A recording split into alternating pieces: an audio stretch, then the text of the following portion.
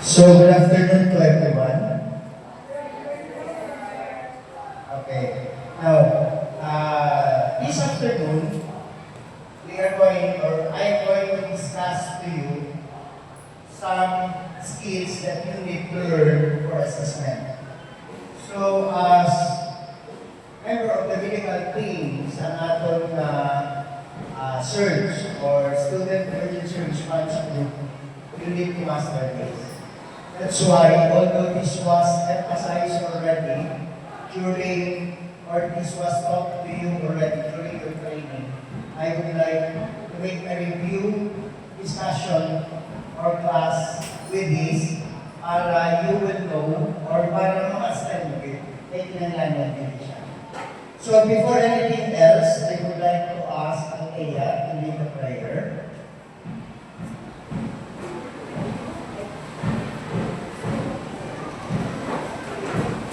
All right. Let's put ourselves as possible friends of our Lord. Dear God, we glory in you this gospel, rescue of hearts and Savior guidance.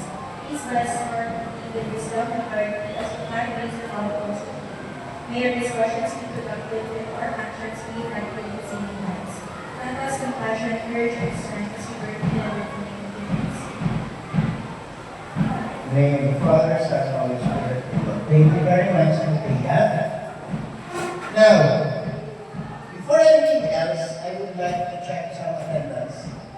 I expect there are 24 of you supposed to be, but there are only a few who were approved by your parents to be here or to attend, no? So there are only 1, 2, 3, 4, 5, 6, 7, 8, 9, 10, 11, 12, 15.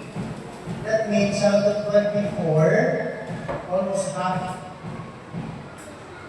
ang wala. No? Kaya dapat, more than half demand, may 13, dapat 12, all half may 13. 13 ko is may natin number. Okay? So anyway, we will see later on during the implementation of exam assessment kung kaya nila or in-apply in nila. Okay? And this was taught to you already.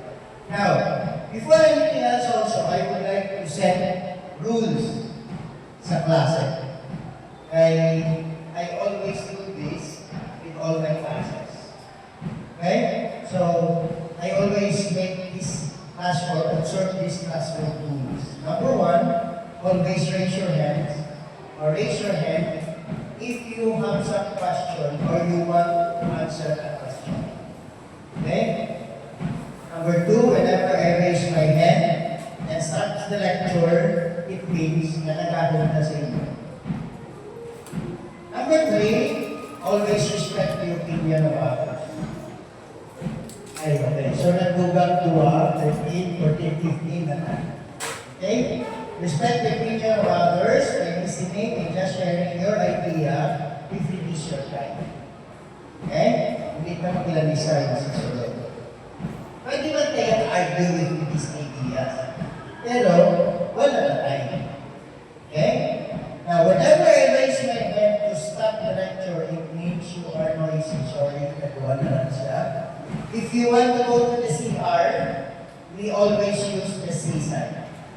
So you don't need to disturb us. Excuse me, I need to go to CR. Just make the C sign. Magtanda to that means you can go. Always, Lego ka. Ano ba yung Lego? Lego shoe. Anak, siguro kasi lawda sa inyong dalawa, pwede kang tumatransfer. Kasi lawan ka man, makikailan i-OP ko siya. Okay? Palisitan na always, ha? And, pinaka-importante sa tanan, safety first is to be observed by heart in everything we do. Search tayo mo. Tinatlan, ang observation plus ang safety first should always be there. Okay? So, any question about the rules? I'm very good. Have you seen the picture? There are 3 pictures in there. Hindi kami yung background. Ang black and white background picture na. Yun yung mga seniors na muna. Okay? So, ang tatlo lang.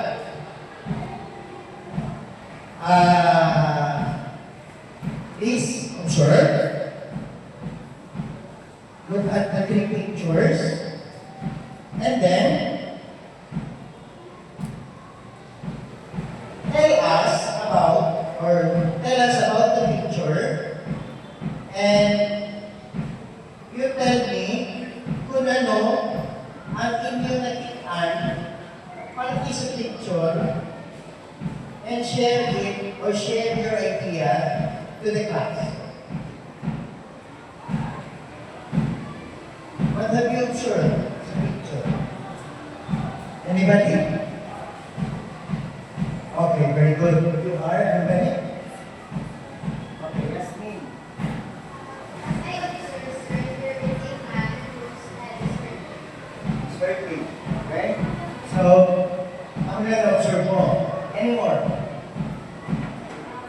have observed, sir, that the teachers show a different scale of Again? Different? different scales of Scale. Okay. What do you mean by scale?